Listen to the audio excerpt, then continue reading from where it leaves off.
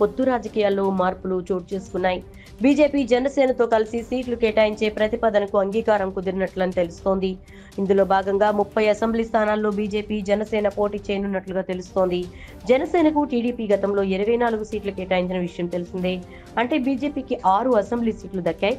ఇక జనసేనకు వదిలేసిన 3 లోక్సభ సీట్లను తీసేస్తే బీజేపీకి 5 సీట్లు కేటాయించినట్టయింది. సీట్ల షేరింగ్ లో ఈ రెండు పార్టీల మధ్య కూడా మార్పులు కూడా ఉండబోతున్నాయి. ప్రస్తుతం 8 లోక్సభ స్థానాల్లో బీజేపీ జనసేన కలిసి పోటీ చేస్తాయి. ఆ సీట్లు అరకు, అనకాపల్లి, కాకినాడ, రాజమండ్రి, నరసాపురం, మచిలీపట్నం, తిరుపతి, రాజంపేట అని తెలిసింది. ఇందులో అనకాపల్లి, కాకినాడ, మచిలీపట్నం జనసేన పోటీ చేయనుంది. మిగిలిన స్థానాలలో బీజేపీ బరిలోకి దిగబోతోంది. కాసేపట్లో సంయుక్తంగా కలిసి ఒక ప్రకటన రిలీజ్ చేయబోతున్నాయి.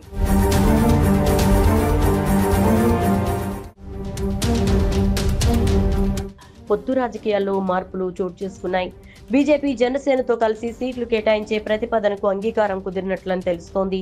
ఇందులో భాగంగా 30 అసెంబ్లీ స్థానాల్లో బీజేపీ జనసేన పోటీ చేయనున్నట్లుగా తెలుస్తోంది. జనసేనకు టీడీపీ గతంలో 24 సీట్లు కేటాయించిన విషయం తెలిసిందే. అంటే బీజేపీకి 6 అసెంబ్లీ సీట్లు దక్కాయి. ఇక జనసేనకు వదిలేసిన 3 లోక్సభ సీట్లను తీసేస్తే బీజేపీకి 5 సీట్లు కేటాయించినట్టయింది. సీట్ల షేరింగ్ లో ఈ రెండు పార్టీల మధ్య కూడా మార్పులు కూడా ఉండబోతున్నాయి. ప్రస్తుతం 8 లోక్సభ స్థానాల్లో బీజేపీ జనసేన కలిసి పోటీ చేస్తాయి. ఆ సీట్లు అరకు, అనకాపల్లి, కాకినాడ, రాజమండ్రి, నరసాపురం, మచిలీపట్నం, తిరుపతి, రాజంపేట అని తెలిసింది. ఇందులో అనకాపల్లి, కాకినాడ, మచిలీపట్నం జనసేన పోటీ చేయనుంది. మిగిలిన స్థానాలలో బీజేపీ బరిలోకి దిగబోతోంది.